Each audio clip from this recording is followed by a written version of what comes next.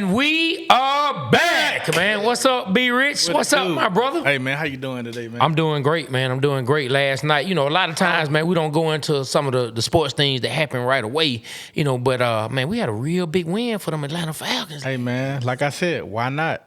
Hey, why man, not us? Why not us? Why not us? That is just like, hey, man, you hear that voice in the background? Hey, what? I just hear a voice. Who is that? You hear that voice in the background? Man, look, for all y'all out, we just gonna get straight into it, right? Let's do it. We're gonna for all y'all out there who wondering who that voice is, and for all y'all who I'm sure picked up on the voice immediately, man, we have Atlanta royalty right here, man. And look, and I can tell by as many times I've been watching his shows and I've been enjoying the content and supporting. I know he's a humble gentleman, so he's gonna say, "Oh man, nah, man." But you know what, man? Accept it, my guy. Accept it, my guy. We are in the season of accepting any and all titles and blessings that come our way. Yeah, I'm here for that. All right, man. Hey, so look, like I was saying, we got A-Town royalty. We got one of Atlanta's own. I'm talking about killing the podcast game, killing the music game, killing the content game, killing the real shit for your eardrums game, all right?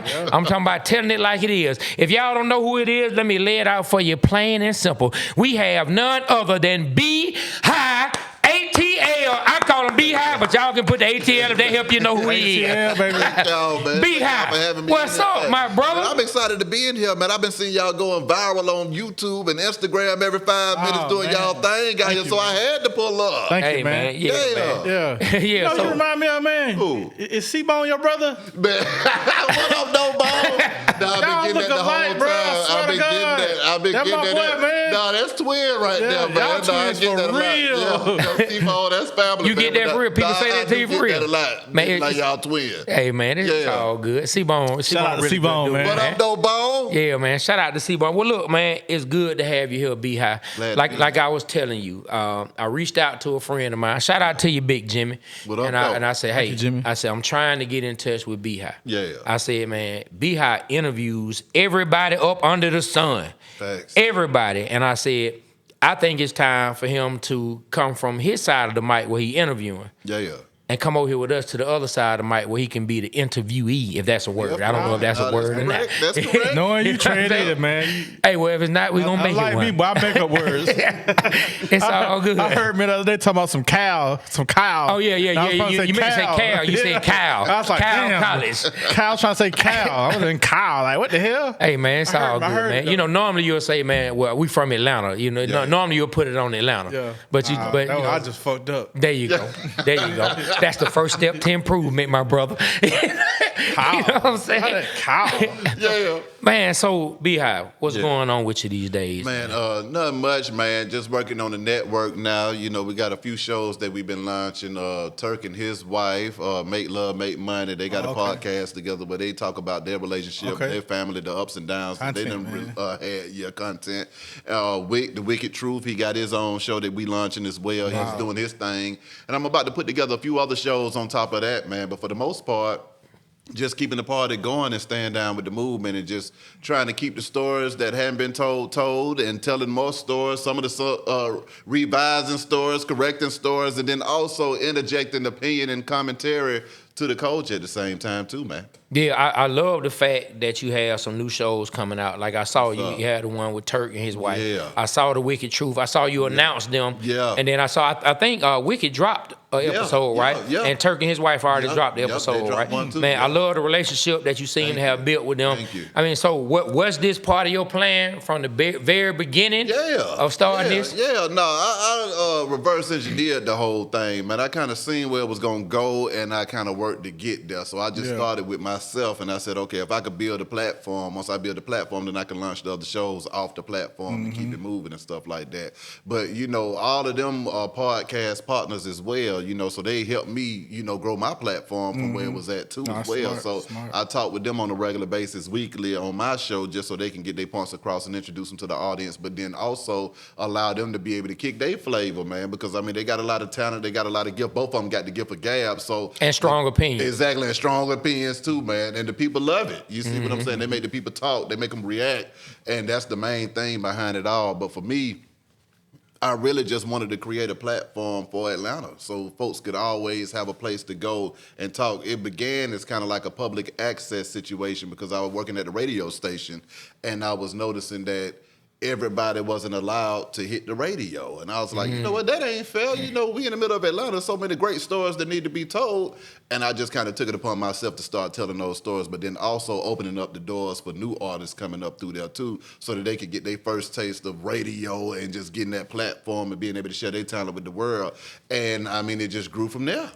Man. Yeah. I want to ask a question. So in today's Atlanta, man, I've been hearing this term all the time, man. I want you to break it down. New Atlanta versus old Atlanta. What is that, man? And explain to me what's new Atlanta, what's old Atlanta, because I'm Atlanta, so what's the difference? Yeah. I mean, you know, I think the old Atlanta is just minus the Hollywood. The new Atlanta includes the Hollywood flavor. You know, the old Atlanta, it really wasn't Hollywood. It was just a bunch of folks in Atlanta making it do what it was supposed to do. The new Atlanta, it has more of a Hollywood flair feel to it, to where they might not accept everybody from the old Atlanta. See, the old Atlanta accepted everybody in Atlanta, and that's what made Atlanta Atlanta. Fact. But the new Atlanta don't accept everybody in Atlanta. You got to be this or that to be recognized as an ATLian. At first, we were all ATLians, but now, you know, hell, I done had folks walk up to me and look me dead in my face and say, you from the east side.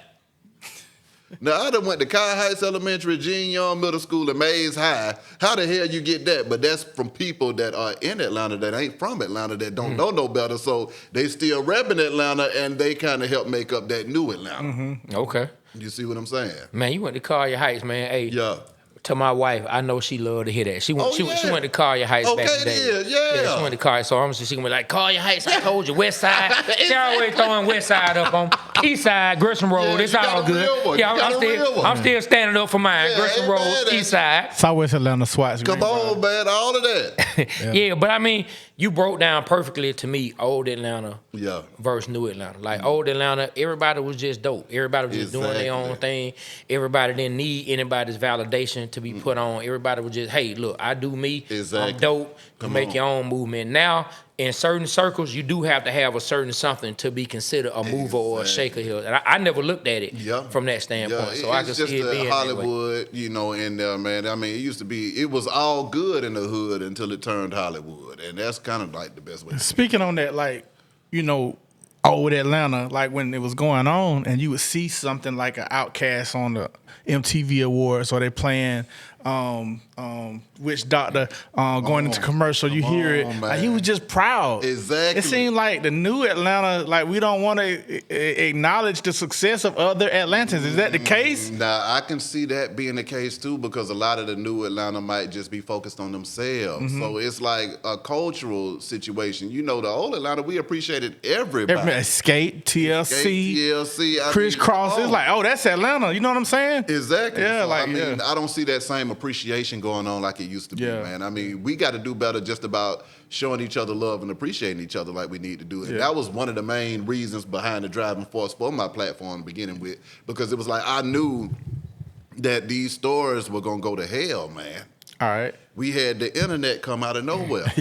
So all of these old stories from the 90s and everything hadn't even transferred to the internet. Yeah. All of the music hadn't transferred to the internet. It's a lot Yeah. of stories and a lot of information that's still pre-internet that didn't make it. So Yeah. I was kind of taking it upon myself Oh, yeah. to make sure that I was able to upload a lot of them stories. Miami and that. Boys, Yeah. all that stuff. Come Yeah, on, yeah, man. yeah. Everybody, man. And Yeah. that was my main thing. And then also to give folks a platform and a space in this internet world so that people would know who their favorite artists were. Yeah. Some of these kids, they might know the music, but they didn't know the artist. So it was like, let me connect the artist to the music as well, so that when the kids is listening to it, they be like, oh, okay, well, I know that artist right there. He was just on Beehive Show. He sang that song. I love that song right there, man. Okay, I get to know him and all that extra stuff. All right, so now we want to take you out your world, take it in our world. Me and Trey, we come from the music industry. Yeah. We talk sports. That's right. our thing. So you Atlanta Falcon fan? Of course. All right, I want you to give us your Mount Rushmore of Atlanta players, of all Atlanta Falcons players. Who are your 4 players that you would put on your Mount Rushmore? And it don't matter how far you go back or how new it is. Yeah, okay. I'm going to go all the way back with Billy White Shoes, okay? Billy White Shoes Johnson. Yeah, And Billy White what you like about him? Well, he autographed the football card that me and my brother had back in the day when we was young as hell, man. So that always kind of, holds a special part in my heart. You got to go Neon Dion. Okay, he hate to be called that too. That's so funny. He don't like to be called Neon Dion. Man, he always said that. Man, what up, Neon Dion? There you go. Man, come on, man. Prime time. Okay, There you go. Andre Rising. Really? Man. Yeah, Okay. Rising, man. No, I like Rising. I was surprised you said that. Yeah, Okay. Bad Moon Rising. And let me see. And I always was a fan of Jesse Tuggle. I knew you was gonna say Tuggle. How did you know I was gonna say Tuggle? I said because you old school. Yeah. You old school Atlanta, man. Yeah.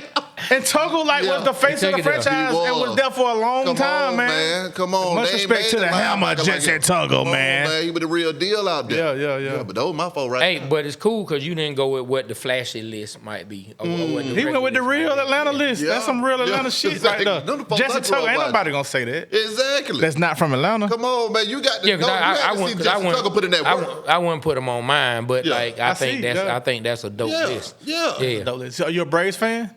Of course. So like, what's your best Stop Braves? questioning my What's your best Braves memory, man? It's only one Braves memory. I want to see if it's the same one Ken as Breen coming around third base, man. Braves win, Braves win. Hey, man, That's that the was only epic. memory that counts. That was epic. Exactly. And I was so that wasn't a World Series win. Yeah. But it felt like one. It felt like Come one. It on. was like, and we did a clip on this a while ago, and when he came in, man, and slid, that was the first time that we've experienced as Atlantans a victory to the World Series. Come on now. Oh my God! It felt like we won the World Series. Exactly. We didn't win that year. Come on. But it felt like we won, man. Yeah. Man, was Sid Bream the first year or the second year? I thought that was the second. Nah, that was his first year, man. Sid Bream came in the middle of a trade. He came No, from I'm saying I thought that was the second World Series that the Braves made it to. I think you know what, I thought y'all? the Braves went to the World Series the year before. I promise Sid y'all that I Bream. would not say something that I don't know. We will get back to you on that. Matter of fact, Mr. Producer, can you chat GPT if the Sid Bream slide was our first World Series that we went to, and we would have that answer to you. You know, this boy, Mr. I'm telling you, Encyclopedia, man. I mean, hey, Beehive is Atlanta. All right, now, so now we can What's talk up? about the Braves, the Hawks. Come on now. Who is your all-time favorite Hawk? You know that's Dominique. It gotta be Dominique. Dominique. It gotta be Dominique. Wilkins. Man. It has to be Give me a Dominique. highlight film. So man. who won the 1988 dunk contest between Jordan and Nick in Oh, Chicago? man, see, nah, What do you remember about that? I was 5 years old in '88, but I remember my uncle still being pissed about that in '98. Okay, he was still pissed about that. He was like, "No, Dominique won that dunk contest, and they 'Cause took he it did. for him. He They did, gave it bro. to Jordan. Because he did. Hey, Yeah. did He you, did. Did you know that Jordan did the same dunk twice in it and got 50s on both dunks? Jordan jumped from the free throw line twice in the same dunk contest, and they gave this man a 50. See Both that? times. See that? I mean, sometimes, but that's that Atlanta stuff. Sometimes we get cheated out here. But guys. look, in all fairness, Come on. it like Dominique got cheated, but we have to be real about the situation. Be rich.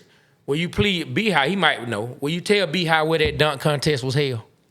In Chicago. Chicago. So we already know it wasn't gonna be fair. Yeah. We already know it wasn't gonna be fair. But see, my Like, real we question, already know it wasn't gonna be my fair. real question is, why wasn't Dominique on the Dream Team? See, that's the issue that I always. Dominique definitely should have been Why on the was he dream not team. on the Dream Team? So that was a lot to say because they put Scottie Pippen over him and some other people, which Yeah. at that time, Scottie Pippen was nowhere near holding on. account of the Nick as far as stats. But Jordan going, they I guess they had to take his running mate. They managed to put Christian Laettner on there. man, I don't know, for some reason, And he was in college. bro, for some reason, man, when it Facts. comes to Atlanta players, from Trey Young to Yeah. Dominique Wilkins to to other people, only person that wasn't like that was Vic. Vic was like, they gave him his due. Yeah. But as far Dion as- and Dion. Yeah, Dion, Big yeah. on fire. You had to give him. Yeah, Dion as well. Yeah. But for some reason with the basketball, man, like Trey Young don't get his just due. He gets left off of things, and Dominique did as well, man. I think it has more to do with if you come from an organization that is tied to a perspective of losing. Yeah. The players don't get the respect. How many players from Cleveland have we got a lot of respect before LeBron?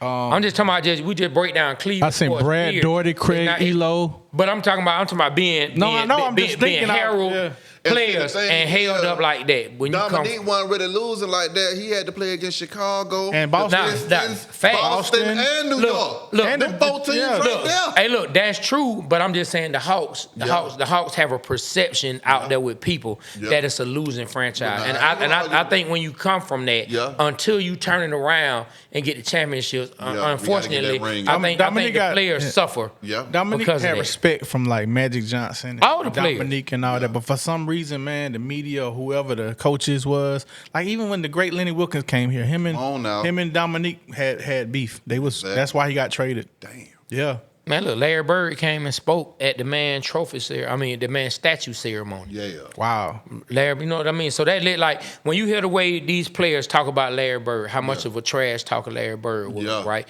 To know Larry Bird took time to come and speak on behalf of Dominique Wilkins at his statue being unveiled. Man, you already know the respect that he had. You know what I mean? Because he could have easily brushed him off as he just a dunker, but they let you know. And I heard Charles Barkley say one time they showed him getting dunked on. Yeah. And they were laughing in the studio. And he said, like, Magic was there, so Magic didn't laugh like everybody else. He was like, I don't know what y'all think is funny. That's Dominique Wilkins coming down the lane full speed. I got out his way. Exactly. I got clean out of his way. I mean, so the players, they respected Dominique. Come on now. You know what I mean? But it's just that perception, league-wise, and more importantly, who the league want to sell tickets to, right? Come on, man. They want to sell tickets to the fans, right? Yeah. Whether it's the Olympics or not. So if the fans have a perception that you're a player that come from losing, unfortunately, you get lumped into that. Wow. And to me, you don't. This is just my perspective. Just Trey's perspective, y'all. Yeah. Until you start winning. Yeah. Until you start winning, I think it happens to fall on the players. Yeah. You know what I mean? Because look at the Clippers. How many players with the Clippers get the respect like that? I can't remember one Clipper from the 80s. I'm gonna tell you one Clipper who got respect over the last 15 years, Kawhi Leonard. But before he got there, before Kawhi Leonard got there, what did Kawhi Leonard do? He had already won 2 rings. That's true. He was looked at as a champion. Yeah. Even when Blake Griffin was there, they liked Blake, but they never thought their teams could win.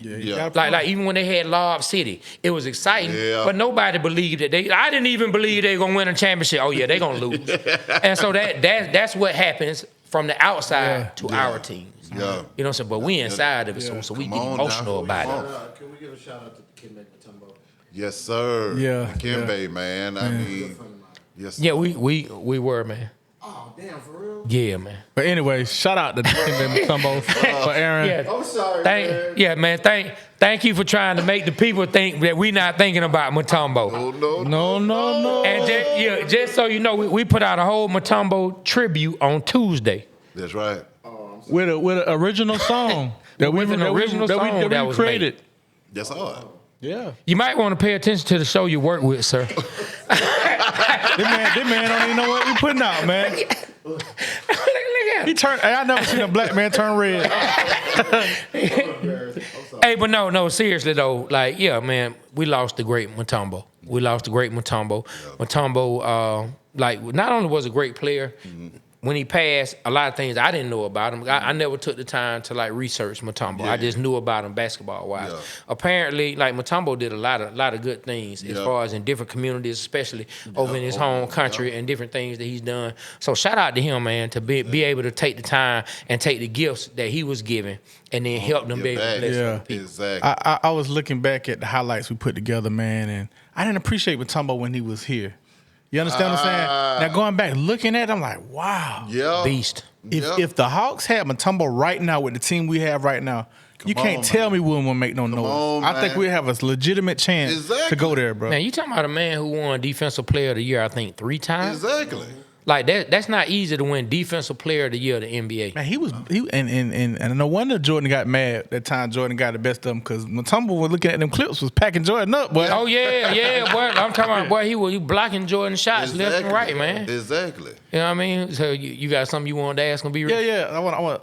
Are we done with the? No, go ahead now. So I want to take it to music, man. ATL, man. I know who my favorite rapper is. Andre 3000. That's my favorite rapper. Just always. Yeah. I want to ask you, man. Out of all the ATL rappers, and I think we make a mark on the world as far as music. Yeah. Who's your favorite artist from Atlanta, man? 3 Racks, He's up there. 3 racks. I like the way you put that. Goody Mob. Oh, I got to go the Goody as a This whole. man same cloth as us. Yeah, man. yeah, the Goody.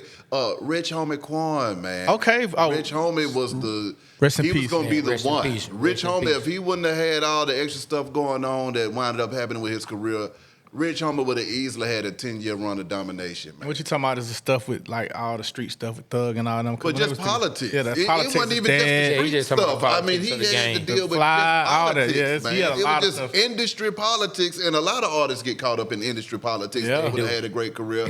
But then if you can't navigate the politics, or if you just don't feel like navigating the politics, it makes Right. it very Man, difficult. you might have said Yeah, something. yeah. then. Because everybody ain't just being blackballed. Some folks like, hey man, I'm tired of this shit. Exactly, and You I can have it. And I know a lot of people like Yeah. like we said, like when I said fly, not in a negative sense. I love fly. Yeah. So like I know the situation. So you're right. It's you don't may want to deal with it, and Exactly. sometimes Yeah, that and happens.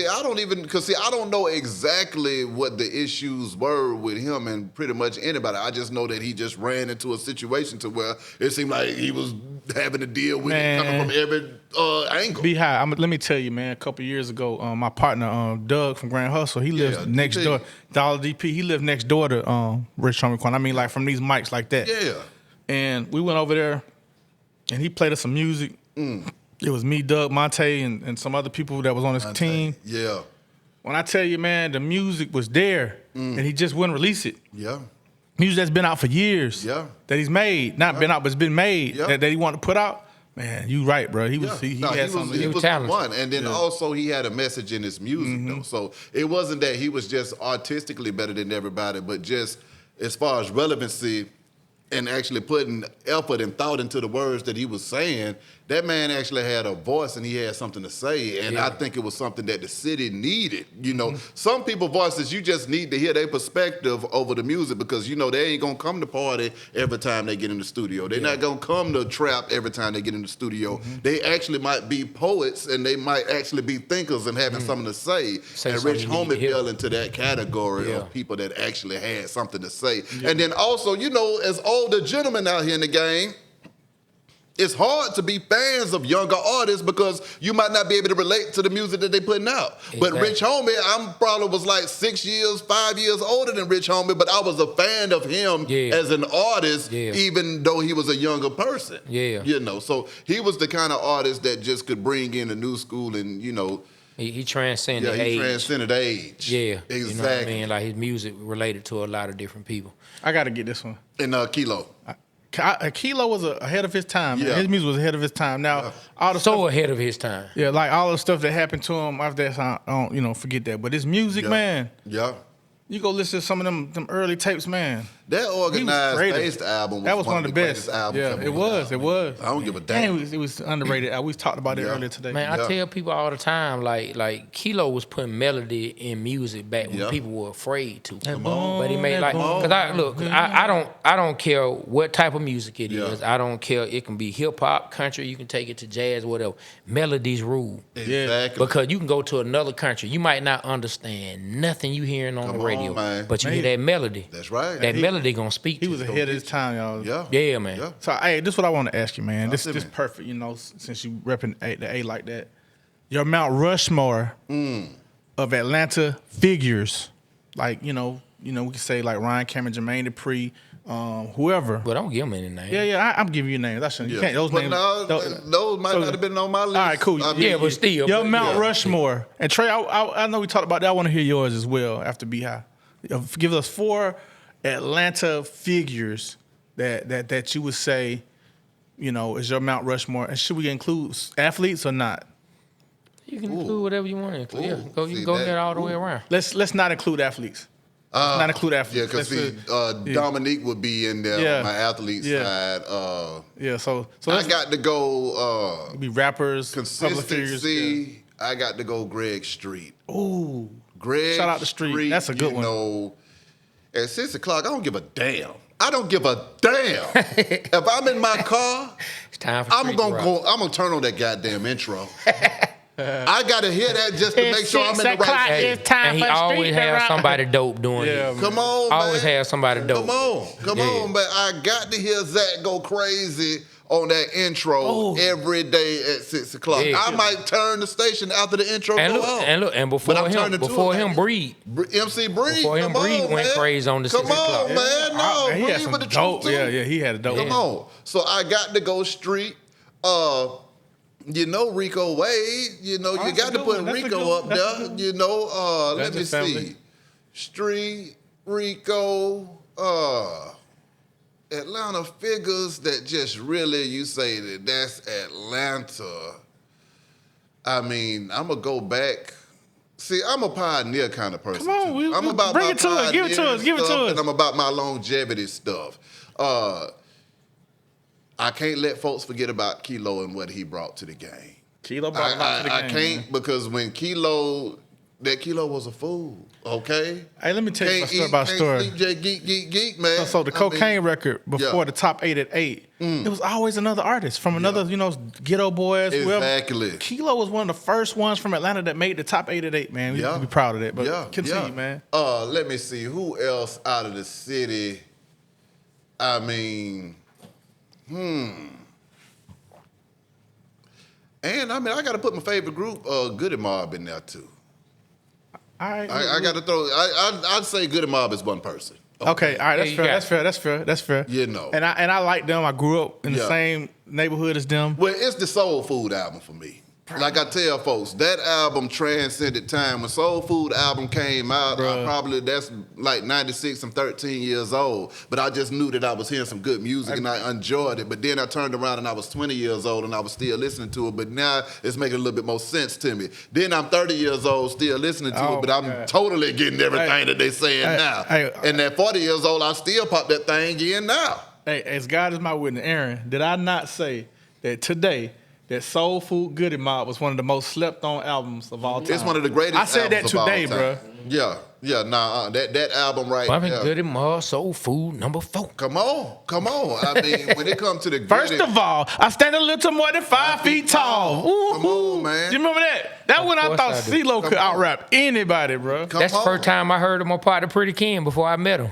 I don't think he get a lot of people might not agree, but I don't think this man get enough credit for what he's done to entertainment. I don't know why everybody know he is the nigga. Yeah. But for some reason they don't prop him up there the way he should. Ooh. I gotta give Jermaine Dupri some love. Jermaine Dupri is that guy. I mean, when it comes to the R&B, and then when it comes to just what he brought to the game as far as what he did, Yes. I think that JD, them franchise boys, Bone Crusher, I mean, Ursha, Escape, I mean, my God. Man, like so I'm gonna throw Jermaine in. Jermaine's the only person. Why do you think that he don't get the love that he deserves? You know what, man? I really don't know. I don't understand it. I don't know why people don't give. Maybe it's because Jermaine came in with Criss Cross. Maybe that was the first representation people saw, and it was I like think he was younger. associated with the kids that he don't get respect for that. Yeah, but it was like respect. younger. So I don't know. Like Zach B. Rich explained it more than what I was about to say. Yeah. Maybe it's because of that. But like people don't understand how talented that Jermaine Dupri is. Jermaine Dupri, like he's one of those guys. Man, he held his straight own up, with the bro. Jay-Z song, bro. Man, look. But see, at let one me tell you time, something. I thought it was Diddy, Jay-Z, and Jermaine Dupri in the Man. game, though. I mean, so I don't know. I don't know. I thought that. Well, like people know that Jermaine has accomplished a lot, and people will understand that. But I don't think that people pull Jermaine's name out of a like he's one of the first names they pull out of a hat, and I'm with you. I'm I think with he should be pulled out the hat quicker. If you're talking about names of people that we need to talk about, Jermaine's name need to be pulled a lot quicker than I think most people do. feel that. Like I think he should be right up there at the forefront. I feel that. for all the things he did at a young age, man. How you 18, 19 years old Doing it. Get a group, put them on, but look. Produced everything, wrote everything. Escape. Hell, look, I'm just speaking on number Criss Cross at the second. Produced everything, wrote everything. Now, the boys already had their backwards clothing, but they had a belief that he could pull it off. His dad is who he was in the music business, but you still have to be competent and you still have to be intelligent and talented. Come on, man. And look, And he's a big foundation to building Atlanta. Exactly. look, let me tell you something. y'all know this, and you still have to have a certain level of intelligence and a good foundation in yourself to navigate your way through this business and not let your success eat you up. Yeah. Jermaine did never, and then right when they were talking about doing verses, and right when he was getting clowned and the person he was finna do the verses against was sitting there saying that, hey man, you ain't got no current stuff. You ain't got no current this, current that. How many hits Jermaine done had since then? Come on. When Jermaine and Puff were talking about having a versus, and they were on that IG live that all of us saw, and Puff was saying, mine current though, get current nigga, get current. How many hits has Jermaine Dupri had since then? Plenty. How many number ones has he had since then? Jermaine ain't never. Shout out to JD. Like, let me tell you, let me tell you for real, he has never gone anywhere, and I don't think people give Jermaine Dupri enough credit. And I was on one of his So Deaf Bass All Stars album, Volume 3. My name was YB at the time. I sure was with my partner. He stood for Young Black Male. You know what I mean? YBM. Man, watch about one of the wackest names I ever had. Lil Jon told me I don't like that name. You need to go with Playboy Trey. Yes, I'm talking about the Lil Jon. He told me, that name is pretty bad. But you know, I was young. I wanted to try to do what I want to do. But anyway, I was on the album. Yeah. They one of the first ones to cut me a check back when Lil Jon was A&R. But that's not why I'm saying it. I'm giving the man his credit because we have seen the man put in work. This man built the label and put a bunch of people out. And I'm gonna tell you another thing why I think sometimes Jermaine doesn't get the respect here in Atlanta. I don't think that, and y'all can tell me if I'm wrong, but from what I remember, outside of Crisscross, and people look at Crisscross as kids, Jermaine didn't put on a rapper from the city of Atlanta, and I hear that a lot. They didn't put on a rapper that people gravitate to, or people might think was like street a Tip. or something like that, like a Tip, or like somebody like that, like a Tip, or like a Jeezy or 2 Chainz or something. You know, so I like this. Not my thought process on him. I'm telling you what I hear a lot. Let me say something. Like I work with Jermaine. I had an artist we was gonna do together, and Jermaine is like a sponge. He observes. He don't like to rush into nothing. I think that's why he missed, like a Tip or a Jeezy. They probably been to him. He probably met with him. Yeah. And he probably just sat there and just observed. He didn't feel like dealing with the headache. No, what I'm telling you, he probably did. But I'm telling you, I work with him, bro. Yeah. I'm telling you, he takes his time, and that's not a bad thing. Yeah. He takes his time. It's his process. Yeah, that's his process. And I think on his process, he probably missed out on some of the high artists that you're talking about, and he didn't care. He's but see, what about the franchise boys, Bone Crusher, them doing that? Yeah, so he did get franchised, and he did, but they had already built like their own movements, and I think a lot of people look at franchise as, man, that's Bankhead. They built their own thing. Yeah, they were on So Deaf, but man, these boys did their own thing. Bone Crusher, everybody knew Bone. Now Jermaine did take him to another level. You know what I'm saying? But a lot of people knew a Bone Crusher. I don't think that way. Yeah. That's not my thought process. But I've heard some people say that, and I'd be like, come on, that's dog. That's a good one, Trey. I'd be like, but, and I got one more that I'm gonna add in there because I like his. Well, I'm saying like this. I mean, it's so many great names, right? And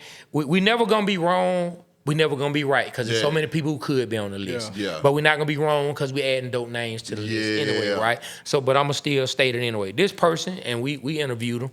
Man, he was the soundtrack. He was the soundtrack to my younger days. He just was. He was the soundtrack to my younger years and my teenage years and my young adult. Ryan Cameron. Oh yeah, Ryan Cameron. Yeah. He has to go up there. Yeah. Ryan Cameron, still to this day. I have been hearing Ryan's voice as a kid on the radio. I heard his voice as a teenager on the radio. I go to the Hawks games, you would hear Ryan's voice back in the days. Go to the Falcons, you hear Ryan's voice. You go to Georgia Tech now, you hear Ryan's voice. You put in the man 2K? Is in 2K. The man told us, I didn't even know he's in the damn airport.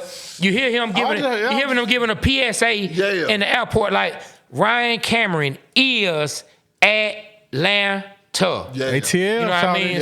So Martin Luther King, Maynard Jackson. Yeah. Then I'm gonna go. I went ahead and moved away from those type because it's a lot more that I can add. True. I went to music. The one I snatched out for music is Jermaine. Yeah. I'm gonna give Jermaine his respect. Yeah. You know what I mean? And then I'm gonna pull Ryan Cameron in for the entertainment side outside of music. That's my fault. That's great, man. I like that. That's awesome. I like that.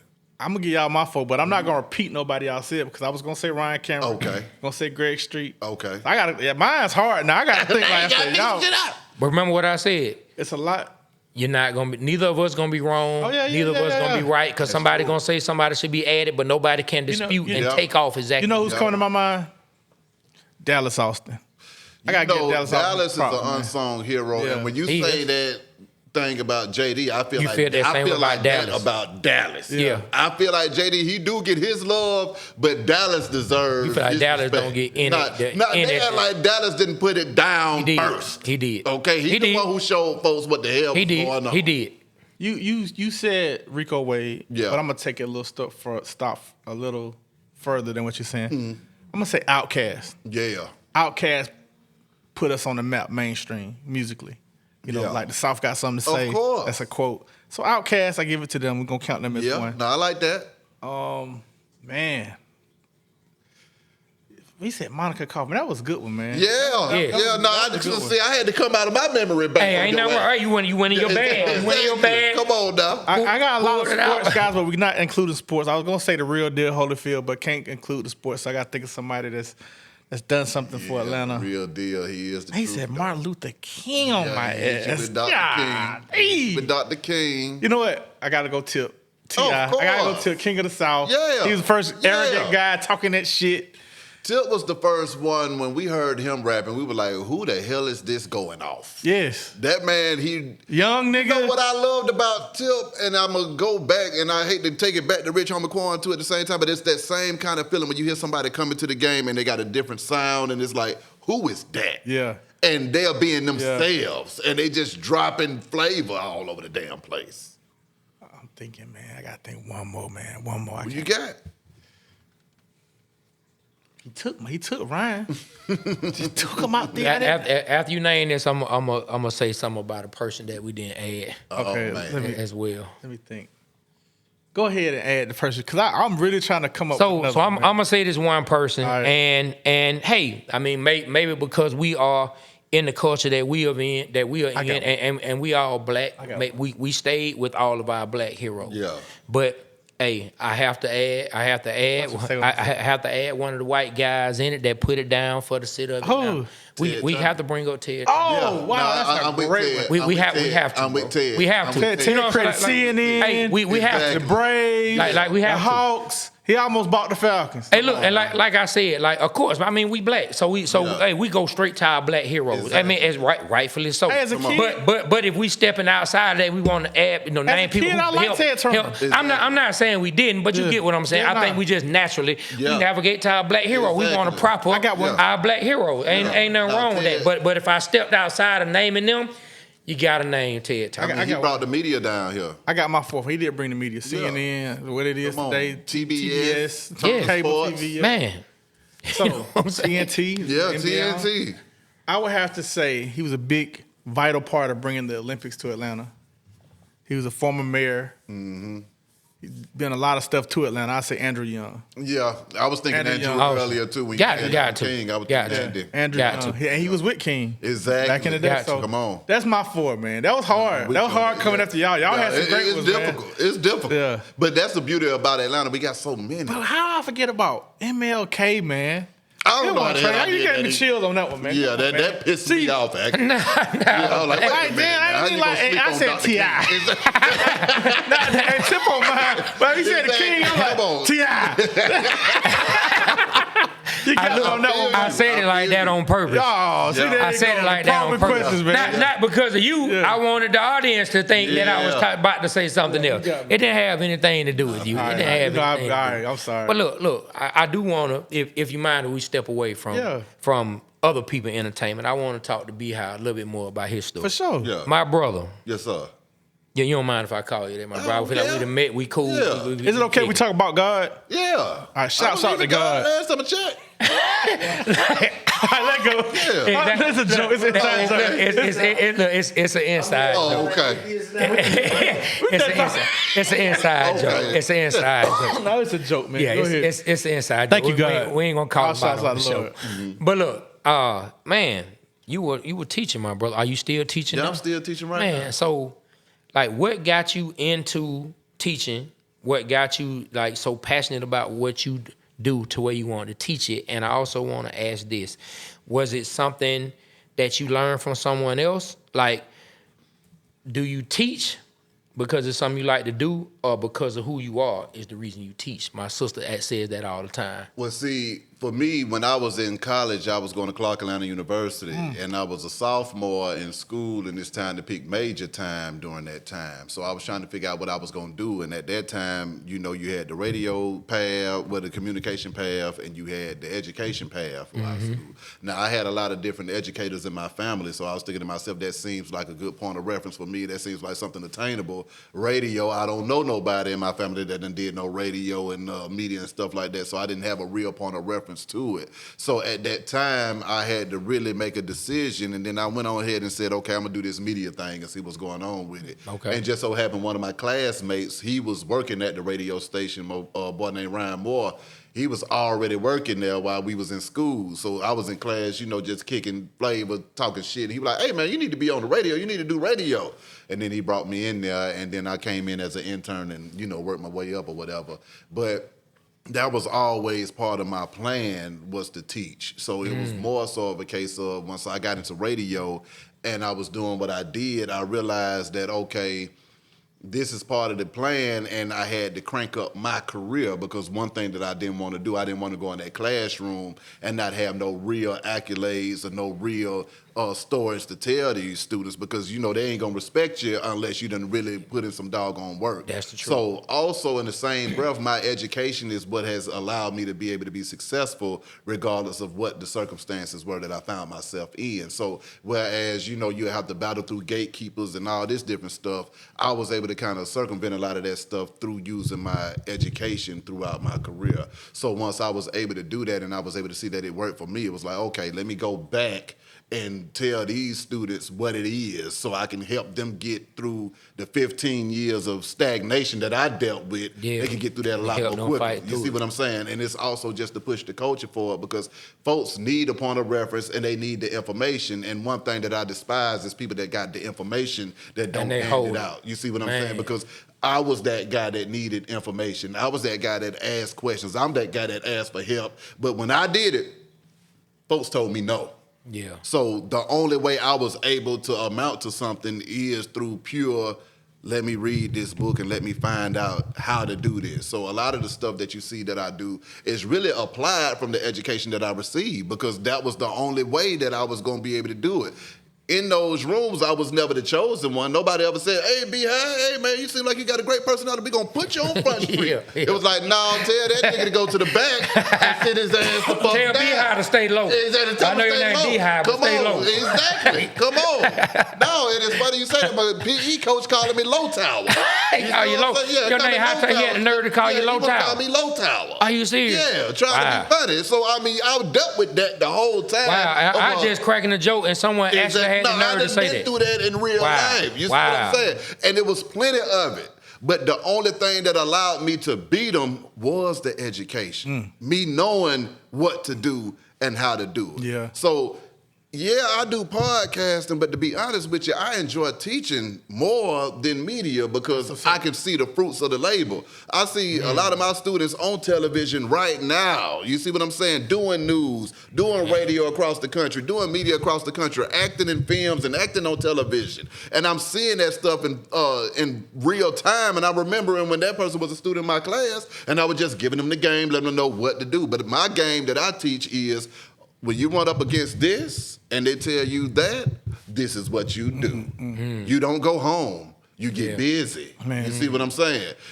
Every time I was trying to amount to something, I was told, no. But I was like, okay, that's the reason why I created Beehive TV and stuff like that, because I had to create an opportunity for myself at the same time, because I wasn't allowed to be able to get on the air at a prime time. My show was at 2 a.m. in the damn morning. So it was like, okay, what am I going to do? But my professor, when I was at Clark Atlanta, a guy named Professor Will, he was like, hey, man, the future of radio is the internet. Now, this is back between 01, 05 while I was in school. Oh, boy, he put you on. Yeah. We didn't have Pandora. Apple Music didn't exist. Spotify didn't exist. YouTube wasn't really doing nothing yet. You see what I'm saying? The internet wasn't even cranking up like YouTube that. had just got created. Exactly, it just got created. Exactly. Yeah. So when I got into radio and I realized that I wasn't going nowhere fast, I was like, okay, and don't get it messed up. I had the time of my life working the radio. That was the best job I ever had in my damn life, okay? Yeah. But for me, as far as being successful and having dreams and stuff that I was trying to obtain, I realized that it just wasn't a reality for me dealing with the bureaucracy and red tape, okay? So how do you get around that? I started looking for internet radio inside the radio station. And internet radio for me landed on YouTube. So I said, okay, let me take the party to YouTube. And I said, I'm about to crank this thing up. And by the time folks start to realize that this is where the party's at, I already was equipped with the knowledge, knowing that that was going to be the future. So I crank it up. By the time folks imagine me doing it, I had the information because I knew what I had just learned it at school. Yeah. But everybody else looking at me like, why the hell are you doing that? Why the hell you got these cameras in here? Why are you recording these interviews? Why are you doing this? But I was like, hey, man, this is the future. This is where it's going to be at. And I wanted to be able to control my own destiny. One thing about me, I don't deal well with folks telling me how far I can go and what I can be and what I can't be. No, but we ain't doing that. I got to be as great as I can be because I'm not about to sit back and allow you to stop my growth and keep me from going to where the hell I need to go. But how do you get around that, though? Yeah. That's where the education kicks in. Yeah. You got to educate yourself. Yeah. So, I mean, nigga, I went to Clark 4 years, went to Troy Masters 2 years, Full Sail another year. I mean, nigga, I'm an educated, learning brother, but I applied everything that I learned from all three of those schools to what I do today. So it allowed me to be an entrepreneur in the same breath because now I know how to build a business. I know everything there is to know about media. I know about the weapons of influence and stuff like that. How the hell do you build an audience? How do you do an interview? How do you make sure that the interview goes well? I was just teaching that in class the other day. I said, hey, let me explain something to y'all. I said, the information that I'm giving y'all right now is what's going to separate you from everybody else that's trying to do what the hell you want to do because y'all ain't going to be doing it. You ain't going to luck up on nothing. You're going to know what you're doing. And by you knowing how to do it, you're going to automatically do it well. So education, and then, you know, my family, I come from a lot of folks that they believe in education in my family. We don't play about that. Even with my kids, I'm like, y'all going to get this education. Yeah. I don't give a damn what your situation is, what the hell's going on. You're going to get this information because this education is what's going to set you apart. That's what's going to save your ass. When you don't know, I mean, we die from lack of knowledge. And if you want to hide it from us, where they say put it. Put it in a book. So guess what? If you go in that book and you get the knowledge, can't nobody hide nothing from you and can't nobody keep you from doing nothing. So once you download it, you got it, Phil. You got it. So guess what, Trey?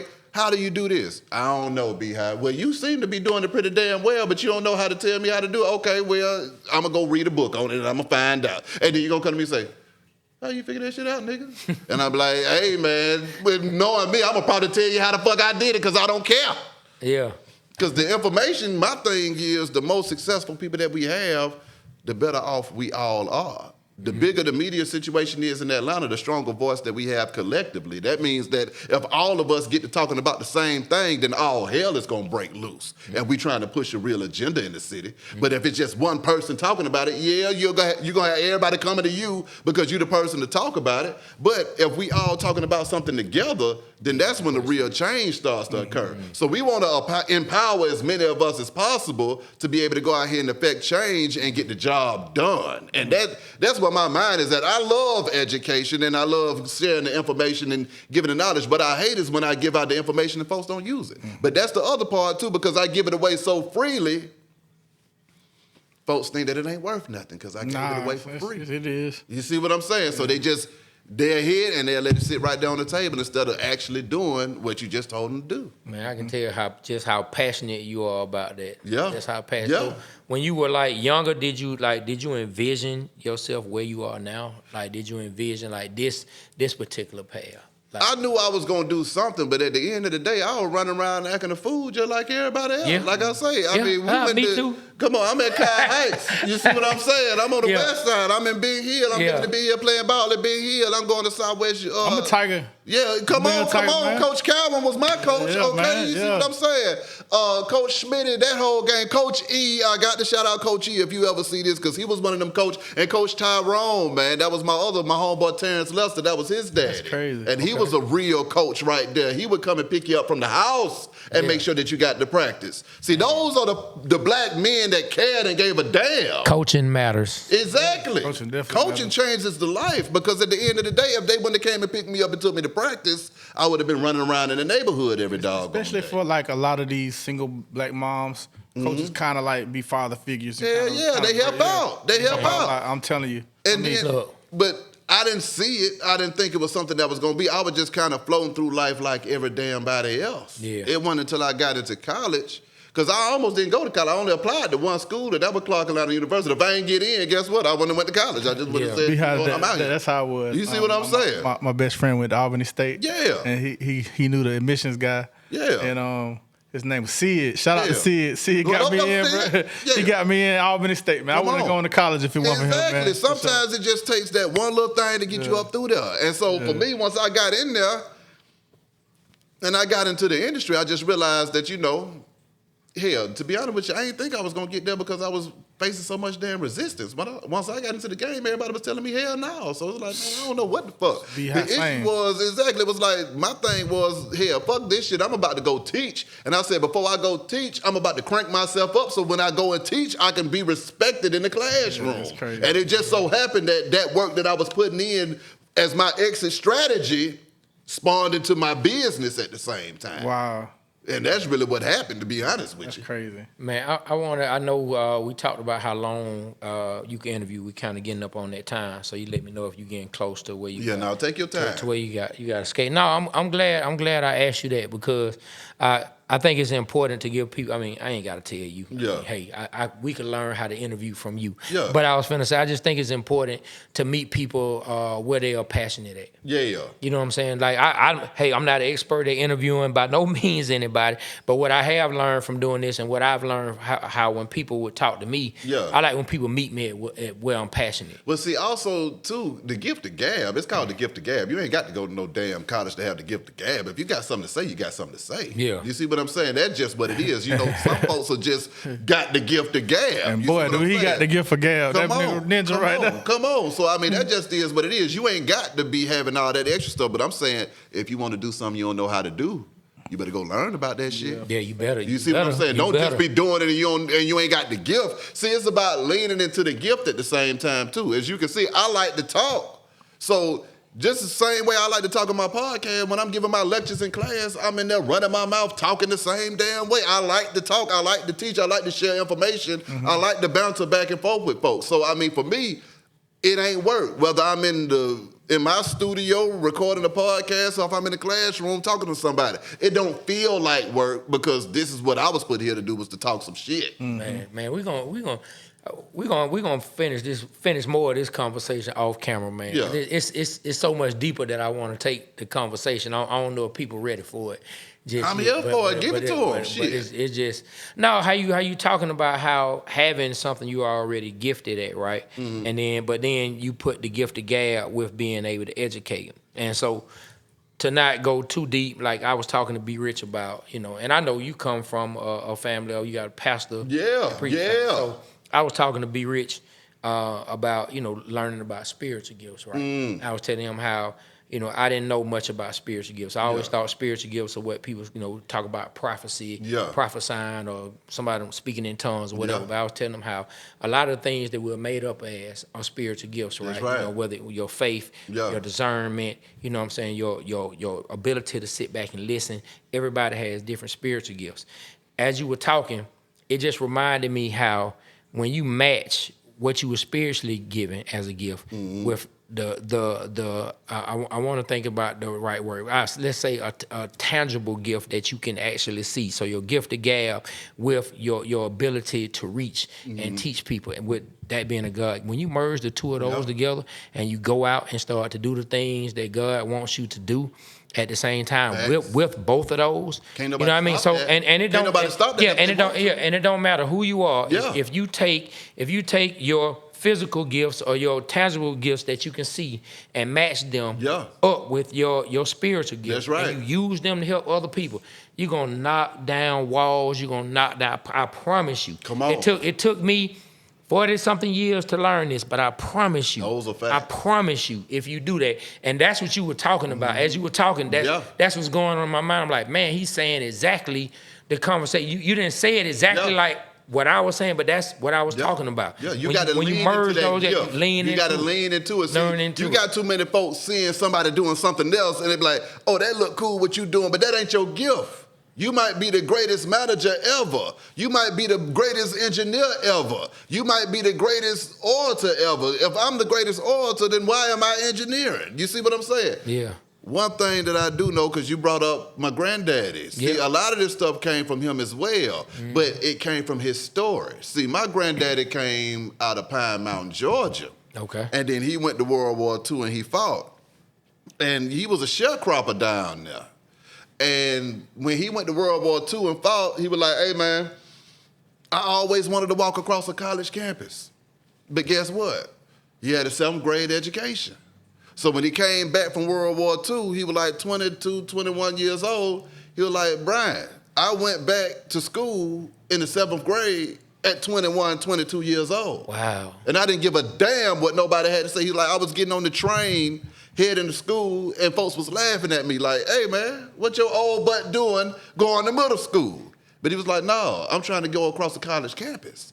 He took that same stuff to the churches that he ran and that he built. He didn't care what was going on. He had Elizabeth Baptist on MLK.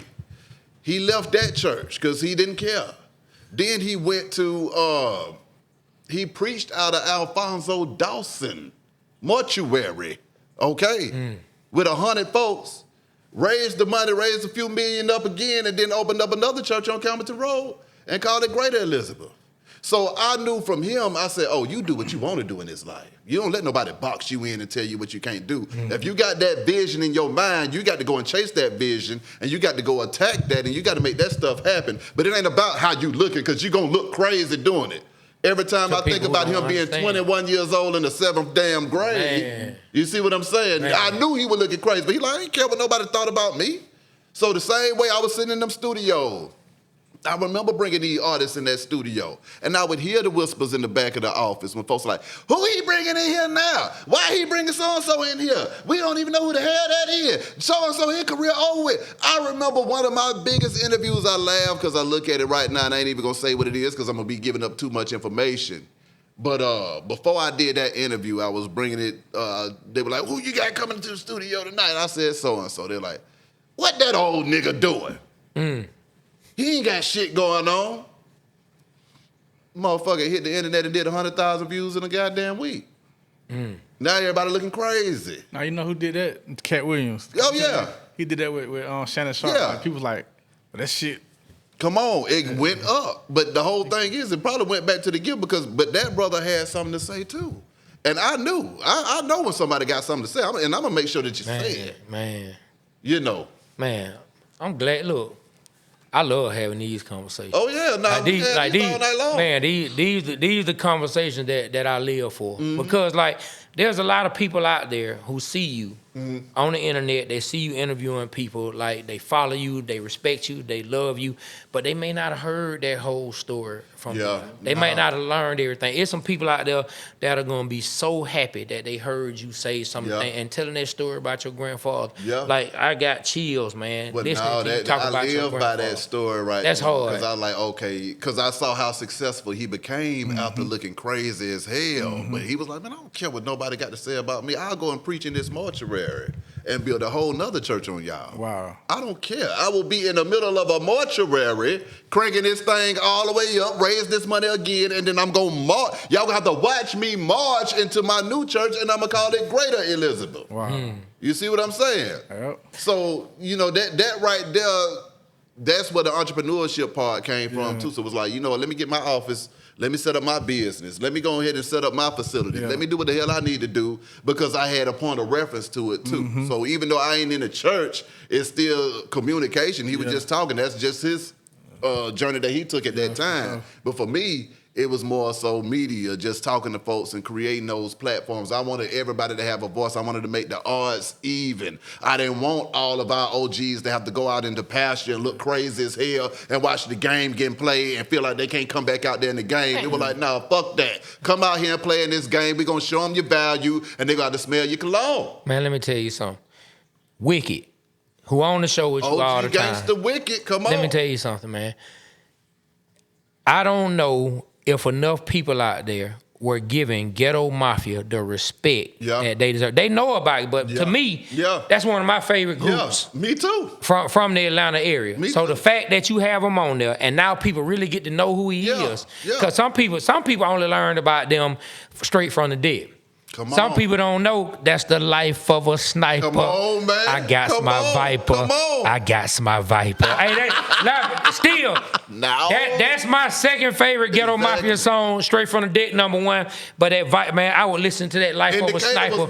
I would listen to that again and again and again and again and again. I'm talking about again and again and again. For the first time, I'm the one with the ring off. I thought that was Aaron, bro. I was like, why you looking at me? Now, you know what? I turned it on because I wanted to make sure when B-High called, when he got downstairs, that I heard. Normally, I keep it off. But anyway, man, it's so you giving people like Turk coming back home. Everybody know. You know who Turk is, but now, like you gave, you know what I'm saying, and I got to give him his credit for his talent, being able to speak the way that he speaks, for people to learn who Turk is outside of the Hot Boys. Exactly. Because Turk was just, to a lot of people, he was a member of the Hot Boys, but I don't think they got a chance to learn who Turk was. And see, that was the whole purpose of my platform, to make the odds even. When we talk about Wick first, Wick, when COVID hit, and I had to go and start the business, I was like, okay, I'm about to get this office. I called a lot of OGs to come down there and rock with me. First of all, I started off, I went in the office at first. I started off in patchwork. And I was in patchwork, and I had 2 guests that were supposed to come in that day, and they both stood me up. You paid it for But I had to pay for that, and I done got this long-ass 4-hour block, and then guess what? With Patchwork, it's one of the most busiest studios in the city. They stay booked. So I didn't know when I was going to be able to get back in there again. But when I was in there that day, I said, before I let this time go to waste, who can I call? Wicked. I called Wick. Wick came down there and crunked that shit up with me. And then I said, well, Wick, man, I'm about to get this office, man. Do you mind coming in with me all the damn time to help me crank this thing up? Because I can't do it by myself. I need some help. I called a few other OGs. They didn't answer. They didn't come to the call like Wick did. Wick showed up for me. Man. You see what I'm saying? See, that's the whole thing. It's deeper than just a nigga sitting on the table. He showed up for me when I needed somebody to show up for me. See, that's the difference. When I call, I'm not calling because of my help. I'm calling because, nigga, I need the help. Look. You know what, man? I want to give a shout out to John Abraham, because when we first started, man, that was our first guest. Yeah. You know? Yeah. He ain't had to do it. Come on. You know what I'm saying? So I feel you on that, man. Come on. Same thing with Turk. Turk is a partner that I had been going back and forth with for years, but Turk was living in Memphis. And I like, Turk, you got to come down here to the A, man, so we can crank this thing up. Yeah. But Turk has held me down too and helped me out. See, it's a two-way thing. One hand wash the other with me. It ain't I can tell. They just coming in there and I'm helping them. Now, them boys putting it down and helping me. You see what I'm saying? And I have to appreciate what they do. But also, Turk got the gift of gab as well. He does. You see what I'm saying? So Turk, he gonna hit you with some bars in that conversation. Yeah. And I mean, he's entertaining and he got a strong opinion as well. Definitely. So I mean, with both of them guys, and I mean, I can't leave out Jody Breeze. Jody gonna raise hell when he come in there. DJ Toon gonna raise hell when he come in there. Y'all be having D1 on the line now. Yeah, exactly, man. Everybody be in that thing, man. Duke, what up, though, Duke? Duke was supposed to came the other week. We supposed to get him in there. Duke? Yeah. And you ain't choke no joke. Man, choke no joke. Choke gonna come in there and raise hell as well, man. And see, also, you know, a lot of times in this industry, I can relate. I relate to niggas that get blackballed and hated on. because that's how my career started. I came from that. I came from that. I was blackballed and hated on. It wasn't nothing I could do. So I said, man, fuck this shit. I'm about to create a platform to where, nigga, you ain't gonna be able to blackball nobody. You ain't telling me what to do. Yeah. That's why don't nobody, I hate to go that far, but they can't control B-High. Because B-High gonna have who he want on that damn show. B-High gonna let them say what they want to say. Now, I ain't gonna let you get in there and disrespect nobody. That's one thing I'm firm on. You ain't gonna be coming in here disrespecting niggas. Yeah. But if you got a gripe and you got some shit you want to get off your chair, I'm gonna let you get it off your chair. If it's a truth, if you got a truth you need to tell, you come in there and tell your damn truth, man, and I ain't gonna gatekeep you. I'm gonna let you go ahead and get that out. Now, as long as it ain't offending nobody and just fucking up everything, we ain't doing that either. Yeah. But I'm gonna let you get your point across, man, and that's my main thing. But Turk and Wick, them boys right there, man, I mean, they done held me down. I mean, whatever they need from me, they got, I tell you that. Look, let me tell you, hearing you break it down that way, it gives a whole new meaning to every time you say, I'm back in here with my podcast partner. Exactly. Like you really mean it. It ain't just somebody I'm doing now. This is my partner. I my rock partner with them. for Anybody real. that's a podcast partner, them people that done help me stay in business. Yeah. These folks done help me stay in business. I wouldn't be in business if I didn't have my podcast partners. Man, you see what I'm saying? We definitely want you to help us out with our I got podcast, you. man, and give us some do's and don'ts, man, for sure. Man, y'all already got it going on. Y'all just got to know what you're doing. So then you can monetize it. But y'all already got it going on. You just got to I'm going to give y'all the theory behind what y'all already doing. So when you execute the theory, then the money going to come in. Now, the thing is that, see, I'm organic too, so that's the other issue.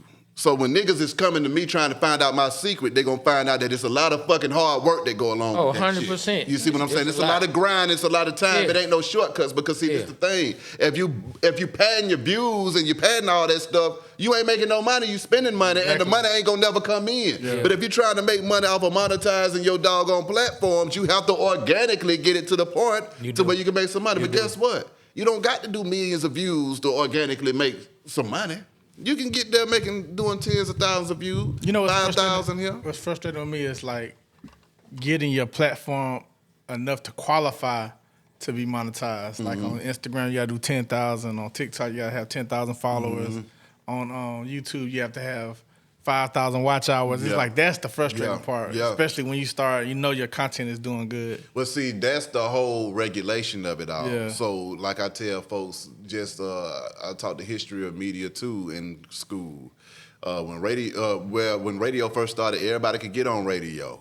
But then once they realized what the hell was going on, they're like, we got to put some regulations in here because you got a nigga in that corner right there speaking to the whole country, and we can't regulate that. Yeah. So that's why they bring in those stipulations on what you got to do to get there because it gives them time to kind of vet your channel out, see what the hell's going on. You see what I'm saying? I never looked at it. Yeah, it's going to alert the algorithm, certain things that you're talking about that might slow you down and stuff like that. But if you just got good, genuine content, you'll be able to get up through there. But it's just the regulations of it all. They got to regulate it to keep everybody out because it's regulations. That's all it is they just regulating and it's only going to get worse. That's why you got to go up through there as soon as possible because you'll look up. I was just looking online the other day. They was talking about YouTube TV and how they want the creators to start to take their creations from regular YouTube uploaded content and put it to YouTube TV, and now they want to compete with Hulu, Netflix, and Amazon Prime.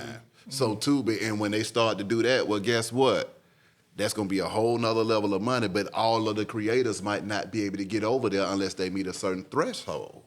So the whole thing is you want to get your numbers all the way up organically. So when they put these kind of regulations in there and say, okay, nigga, we gonna keep y'all from this money, but only these people can get that money. You can get through the gate. You can get through the gate every doggone time. But the only way to be able to get through there safely and securely is through growing, I call it grassroots digital. You got to grow that thing. I like that anyway. Yeah, you got to grow it the long way. Like I told folks, it took me, I started my YouTube 2015 with 200 subscribers, and I didn't really start getting it in until probably damn near 2020. but I was just creating the content. I wouldn't stop creating the content. I had to figure out the playbook. Like I said here, I said right here, Vlad got the playbook. Everybody might be mad at Vlad, but it's not about the content that he's putting out. It's the way that he put out the content, and that's how you make the money. Yeah. Thank you, bro. That's how you make the money. You just look at Vlad. If you notice, Vlad is an independent media outlet making a whole bunch of damn money. So I respect him just from the business standpoint. Now, I might not agree with all of the content that he's putting out because some of that stuff might be detrimental to the community sometimes. But the way that he puts it out, that's the way that you're supposed to put it out in order to monetize it and make the money. If you put out the full video first, guess what? Why am I going? I watched the full video. Why am I watching the clips? I just watched the full video. You want me to watch the clip again, nigga? I just watched the full video. But if you put out the clip first, I'm waiting on the full video. Yeah. And I'm watching every clip until the full video comes out. Some of this stuff caught my attention. You see what I'm saying? Yeah. And that's how that goes. You see what I'm saying? So that's why it goes that way. Yeah. And then once you get the full video out, I mean, hell, you making money again for folks that just want to sit back and watch the full video. But the money's already made by the time the full video I got to tell you something I discovered. I'll tell you offline. Yeah. We wrap this up. Man, this has been super dope, man. I couldn't have asked for the interview to turn out better than it has, man. I'm glad to be here, man. Yeah, no, it's all. I really wanted to make a point of interviewing you because I wanted to hear more. I hear your perspective. I wanted to hear more of your story. Yeah. You know what I mean? I wanted to hear and learn more of your story. Exactly. My thing is I just want to inspire the folks that think that they can't do it to know that they can do it. But just to let them know that, hey, nigga, you better educate your damn self. That's the main thing. Niggas run from that education so far. They think that I don't got time to learn. Nigga, I'm about to go get me some more education now. I want to learn AI, nigga, because, see, now this the other thing. Now, before we get up out of here, the future. See, we hear it now, nigga, but where's the future of the game going? AI, faceless content. Man, it's not about the AI taking the jobs. It's about the creativity that it goes to telling the AI what to do. And the prompts. That's where the education is going to come in. Who can create the best prompts for AI to create the best content? So if a kid gets on there, they're going to say, show me a yellow dog walking down the street. They're going to do that. But if a nigga that's a prompt genius get in there and say, I want a yellow dog looking like a zebra, break dancing, got a face of Nino Brown. With robotic legs walking down the street, then their video is going to look a lot better than that kid. Yeah. It's going to do something crazy. But their video going to look a lot better than the other video. So that's the future of the content. So it's going to be faceless content, and that's what's going to be going crazy.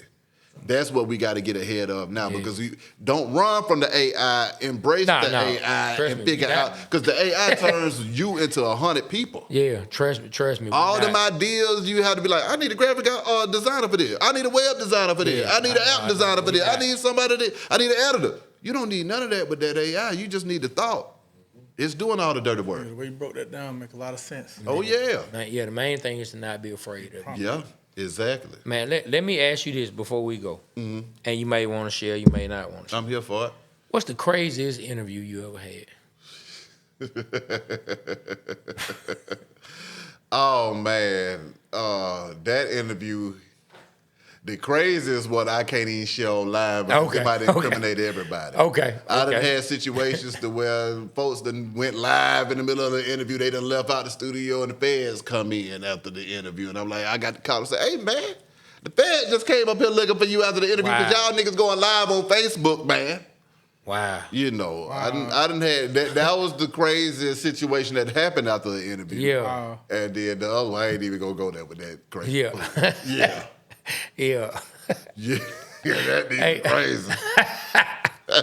I want to hear that though, man. I want that one. No. I didn't say it like I want you to share it. I just like to be able to hear, because I know you've been through some kind of crazy stuff, and I can imagine you've had stuff that you can't share. You know what I mean? 'Cause I mean, everything is not to be said on camera. Yeah. Everything is not to be said on camera. That's one thing I think people lose that sometimes in 2024. But it ain't that serious. Everything can't be said. It ain't that serious too, man. You know, see, that's where it gets messed up. A lot of folks with these platforms, they trying to get that viral moment. They trying to get that money, but this at the expense of our brothers. Yeah, credit yourself, my guy. You know? Sometimes you just got to stop it and say, hey, man, I don't want this brother to get shot. I don't want the feds to come and get this brother. I don't even want this message going out. I know it can make me some money, but I call it taking a pay cut for the culture. You got to take a pay cut for the culture, man, just to save some lives. Take a pay cut for the culture. Yeah, you got to take a pay cut for folk, man. Because if it's all about the money, then we interviewing folks that's done did some terrible things to us, man, and, you know, we making folks that's watching that say, you know what, I can go and do that same terrible thing, man, and get the same clout. And it's like, you know, unless they're teaching how that terrible thing don't need to be occurring in our community, then we can't be on there promoting that. Yeah. You see what I'm saying? That's just the bottom line. We can't be promoting that kind of stuff. Yeah. Man, well, we held you longer than we naturally intended to.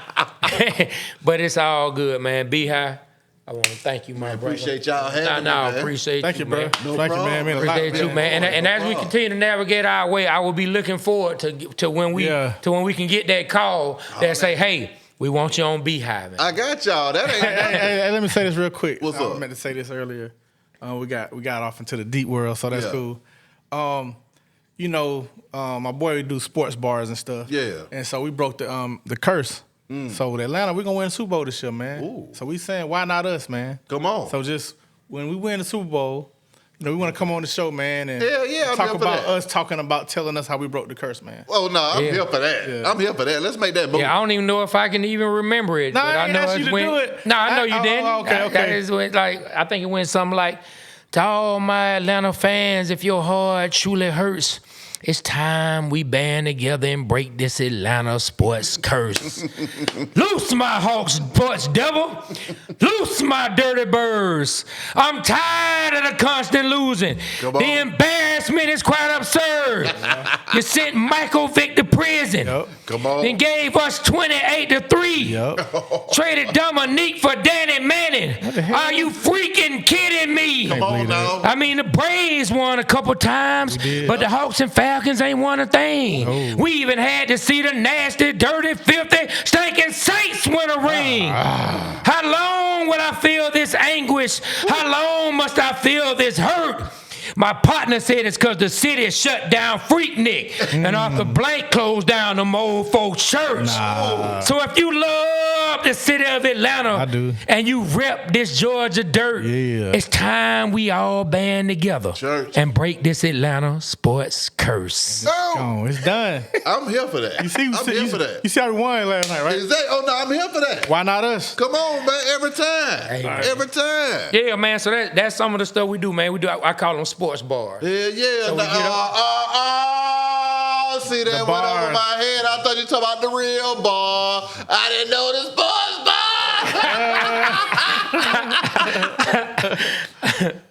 bar. Yeah, we call them sports bars. No, that's hard. That's hard, man. My God, well, fellas. Yeah, man. I thank y'all for having me in this thing. It's all good. Hit me up. I'm here. I ain't going nowhere. Man, it's all good. All right, and for everybody watching, this is one of the multicolored Waterboyz shirts. Yeah, make sure you get your merch, that man. we do have in the merch collection. Yeah. We have the day one, which is the black, which was our first initial logo, but we have the Atlanta colors coming as well. We got the red with the black. We got the red with the white and the yellow that match the Hawks. I got this right now rocking with a Braves shirt, but we're going to put the red with it, man, and make it go all the way. Get your merchandise, please. Hey, and I like to say, man, if you guys are liking the content that we're doing, man, please subscribe, please like, please comment. It helps us out, man. Do that now. If you see the video up here, man, click it. You're going to love it. All right, man. Look, we up out of here. Yes, sir. Beehive, thank you once again. Appreciate y'all I done dapped again, you up man. about 100 times, but it's all that's love. fine. I'm here for man, it. so look, on behalf of myself, Trey, my partner B Rich, the one and the only Beehive, and sir. Aaron, Whoa Pittman, the Waterboyz Show, we are out. Kill the camera. Let go.